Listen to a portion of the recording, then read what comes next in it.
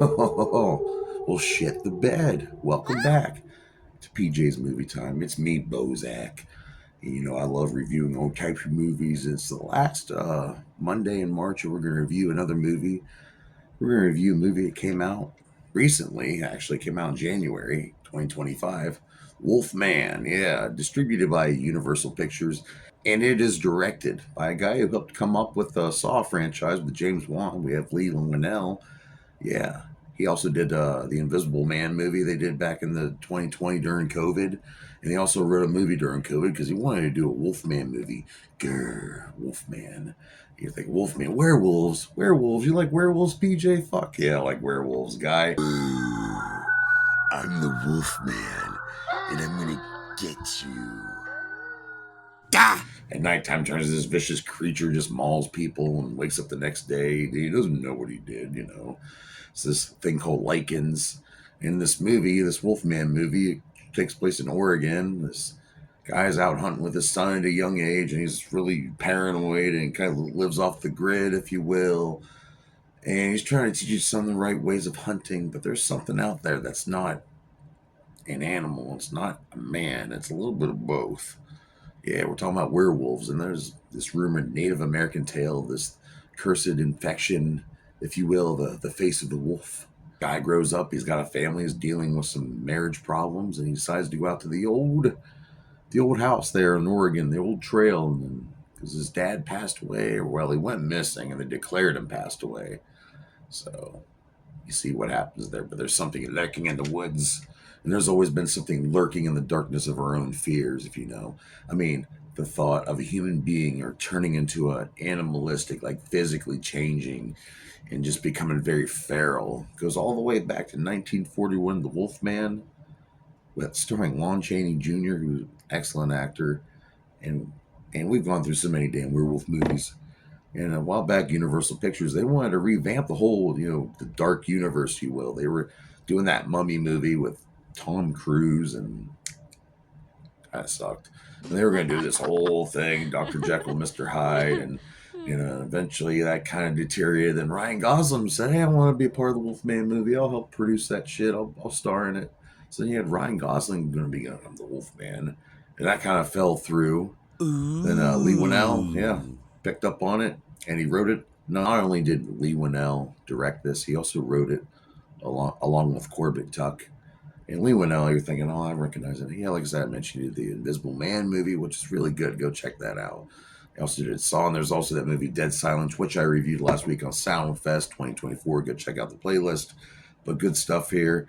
Like I said, the plot of this movie, this guy's out in the woods, something chasing him around, and he gets the infection. So now the family, the wife and daughter are dealing with the husband turning into a fucking werewolf and trying not to kill his family.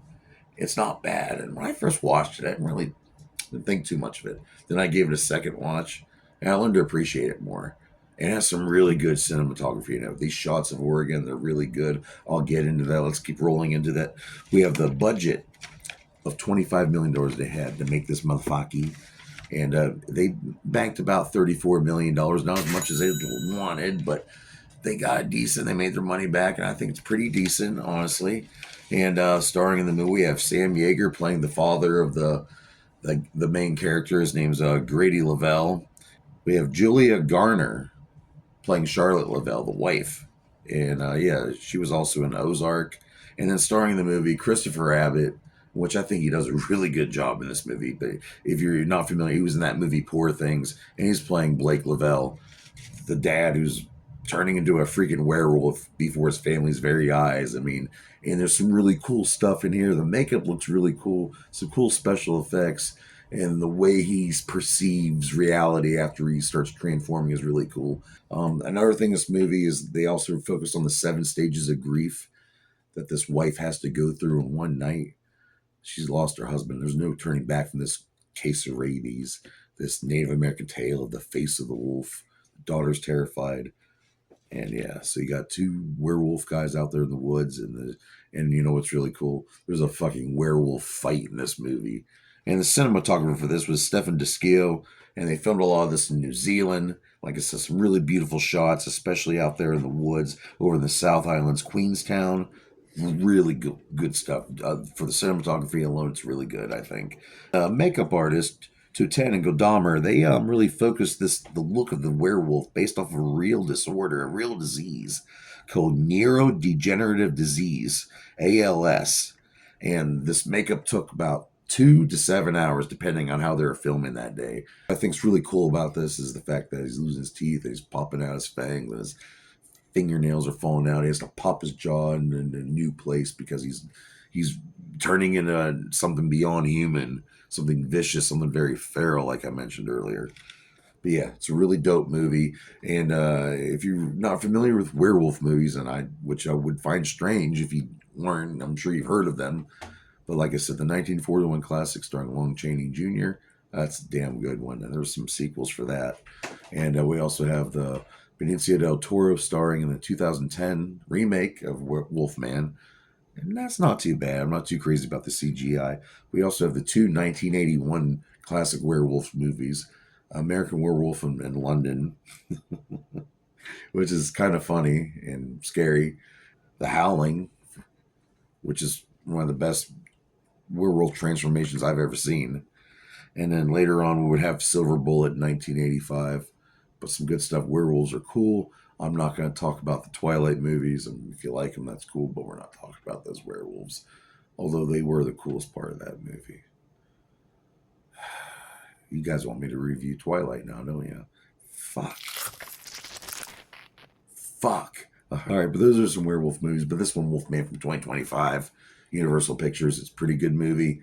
I liked it a little more the second time I watched it. And I'm going to have to say, it's got a good story. It's got a good look. The acting's not bad. Makeup effects are pretty sweet. So we're going to give it a 3 out of 5 dog dicks. And that's a good rating. Can't be ashamed of that if you are, whatever. Suck a fat one, blow a cow, eat some. So join me here next week on PJ's Movie Time, where it's going to be April. And all April long, we're going to be talking about the Doja. It's going to be 420 all month long in April. It's all stoner movies. So all you weed people who hate it, maybe you should skip out next month. If not, stay tuned. We got some really cool ones coming next week. And I will see you again. Smoke one for your boy PJ. Hoo, hoo, hoo.